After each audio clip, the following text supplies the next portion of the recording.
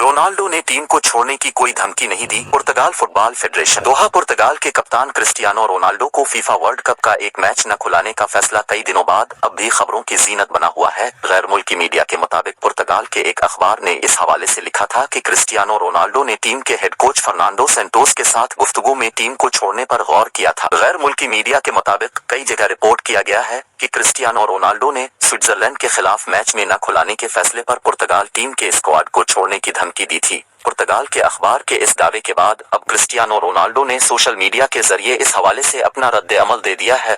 Cristiano Ronaldo ने Twitter पर पैगाम में लिखा कि एक कौम इतनी बहादुर है कि अपने आप को किसी भी दुश्मन से खौफजदा नहीं कर सकती। स्टार फुटबॉलर ने लिखा कि एक टीम जो ख्वाब के लिए आखिर तक लड़ेगी, हमारे साथ यकीन रखें। इसके अलावा इस मामले पर पुर्तगाल फुटबॉल फेडरेशन ने भी बयान जारी किया। पुर्तगाल फुटबॉल फेडरेशन ने क्रिस्टियानो रोनाल्डो की धमकी से मुताल्लिक दावे को मुस्तरद करते हुए वाज़ेह किया कि क्रिस्टियानो रोनाल्डो